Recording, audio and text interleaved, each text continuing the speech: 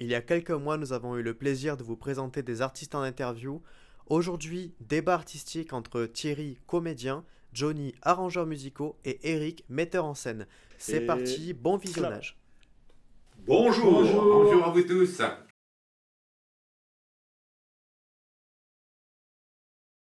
On est utile à la société parce qu'on est là pour donner du plaisir, du bonheur par rapport au quotidien. Quand on voit aussi aujourd'hui le quotidien, on apprend que des mauvaises nouvelles sans arrêt, ben, nous, on va les faire rire, on va leur faire présenter des concerts, on va présenter des pièces de théâtre, on va faire des films. C'est pour vous distraire. Avant tout, c'est ce qui dit, le théâtre, ça sert aussi dans la chanson, parce que il faut, quand il y a de l'émotion, c'est aussi parfois une pièce de théâtre, aussi dans l'émotion.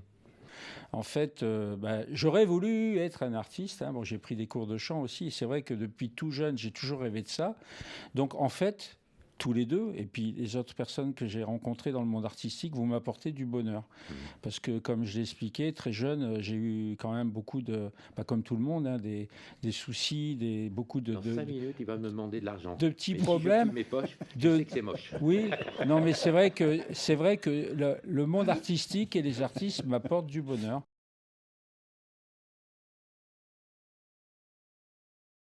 J'adore les rôles à contre-courant. Moi, j'adore les rôles de pourris au cinéma ou comme au théâtre. J'adore ça. J'avais joué entre autres, j'avais joué le rôle de Charles Ier de Valois dans Les Rois maudits. Et c'est un rôle de renard rusé qui a jamais eu de sang sur les mains. Il le faisait faire par les autres. Hein, mais voilà, c'était intéressant. J'ai joué le rôle de Childéric II dans En attendant les bœufs de Christian Daube, où je jouais le rôle principal. Et c'était vraiment pareil. C'est un rôle où on passe d'une émotion à une autre en une fraction de seconde et des fois on n'en ressort pas forcément indemne parce que ça marque, il y a des rôles qui marquent et donc c'est pour ça qu'il faut arriver à se sortir et comme j'ai dit, moi pour sortir de mes rôles, j'oublie tout.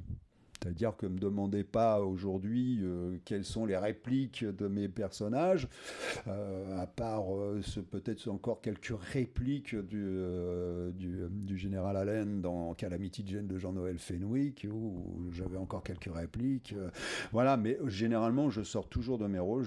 Je suis plus le comédien, je suis Éric Le Mignon, voilà, parce que c'est important, parce qu'il y a beaucoup de gens qui, à force de faire des rôles comme ça, qui peuvent devenir fous, et ça va jusqu'au on a eu des cas dans les années précédentes parce que c'était pas suffisamment maîtrisé.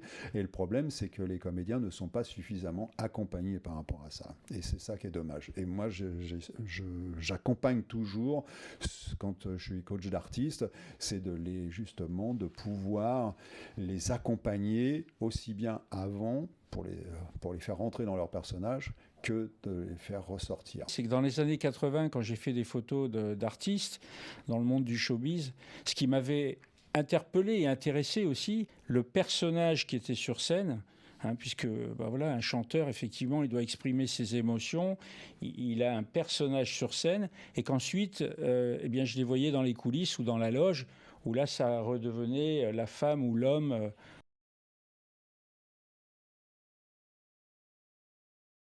Mais le métier aujourd'hui, il va falloir qu'il se réinvente parce qu'aujourd'hui, on a l'IA qui arrive et ça, c'est aussi savoir l'utiliser à bon escient. Parce que le problème d'aujourd'hui, c'est ce qui se pose comme le vrai problème, c'est qu'on utilise notre image sans qu'on en soit conscient.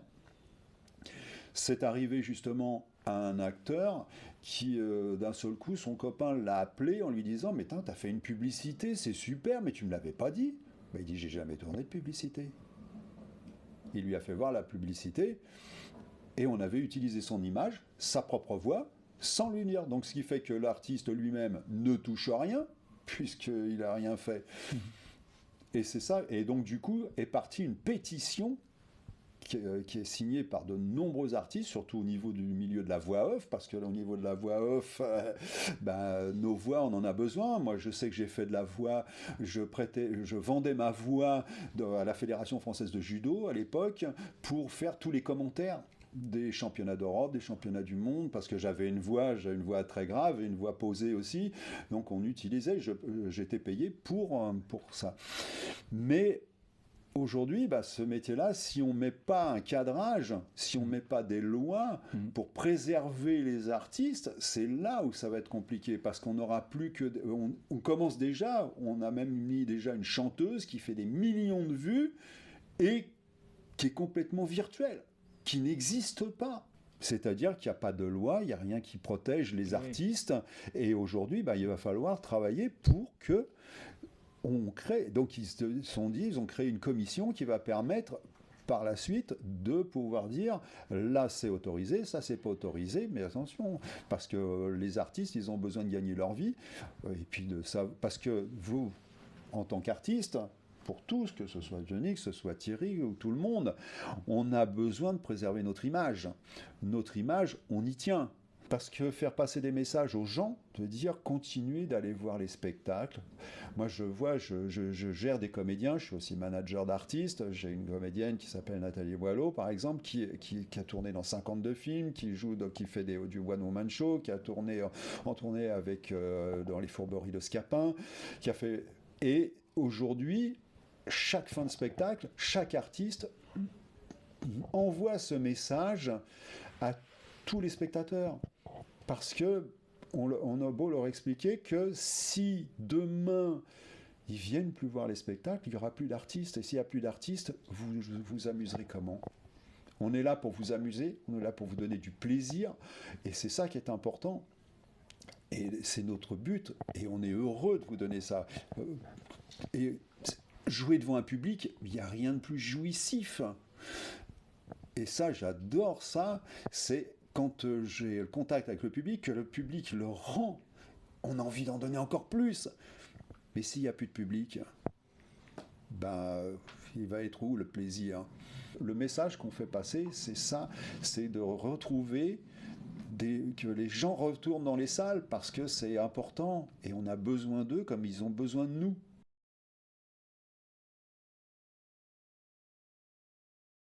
Dans la chanson, on aura toujours besoin des personnes comme Éric Le Mignon, et pour les jouer, Thierry. Donc c'est vrai que les trois, c'est un complément de tout. Et puis la musique, il y a les musiques de films aussi. Et si la musique de film La aussi. musique de film. Donc c'est vrai que dans ce milieu, on a besoin de tout le monde. Tout le monde doit être là.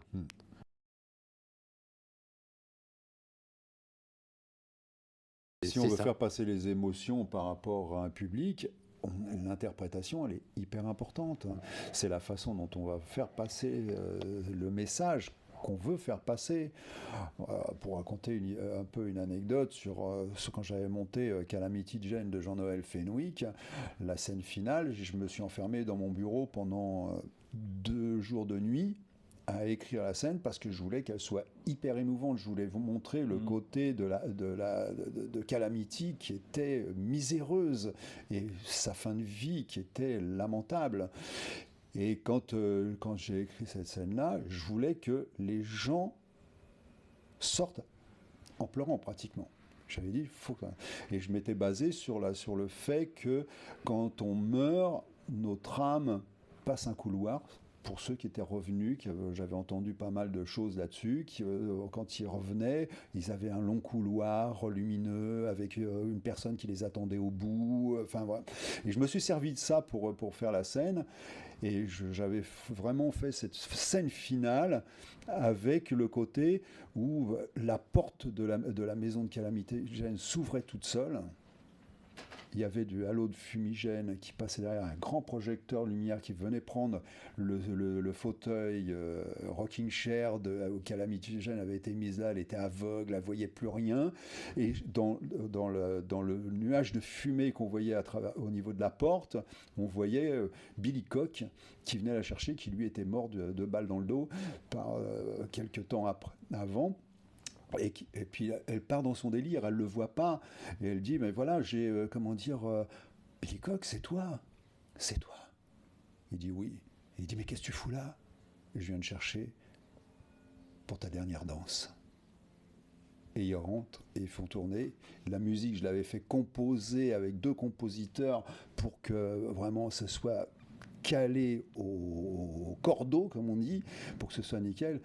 Et à la fin, quand les gens ils sont venus voir, ils étaient tous avec leur Kleenex. J'ai dit, j'ai gagné, j'ai réussi ce que je voulais. Donc ça, l'interprétation, la façon dont on va faire passer le message, c'est hyper important de faire passer les émotions, faire passer pour que les gens comprennent ce qu'on veut faire passer comme message.